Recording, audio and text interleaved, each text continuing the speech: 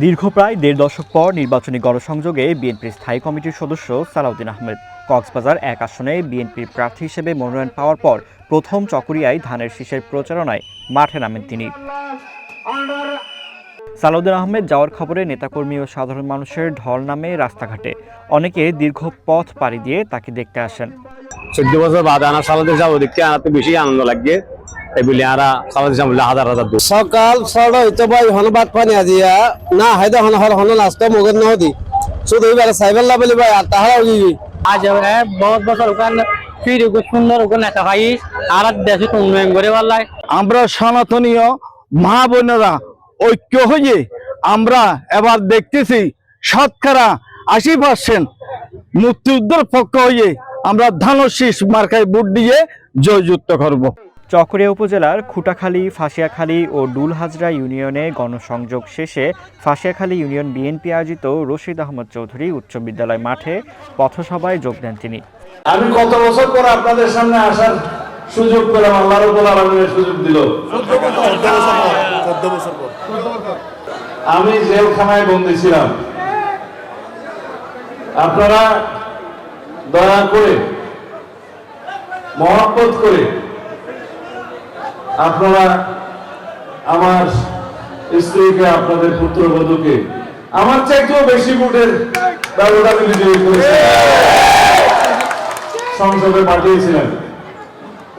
বাংলাদেশে কেবল 29 জন না 30 জন বিএনপি থেকে নির্বাচিত হয়েছিল, তার মধ্যে আপনাদের পুত্রবধূ একজন সংসদ সদস্য নির্বাচিত করে আপনারা পাঠিয়েছিলেন। বিএনপির পক্ষে 29-30 জনের মধ্যে একজন চকরিয়ার এমপি ছিল। দীর্ঘ সময় পর নিজ নির্বাচনী এলাকায় যেতে পেরে শুকরিয়া আদায় করেন সালাউদ্দিন। এ সময় তিনি গণতন্ত্রের প্রতীক ধানের শীষে ভোট দিতে সবাইকে আহ্বান জানান।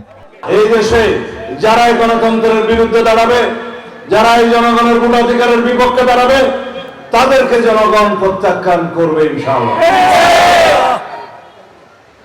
এই দেশে উন্নয়নের মার্কা কি?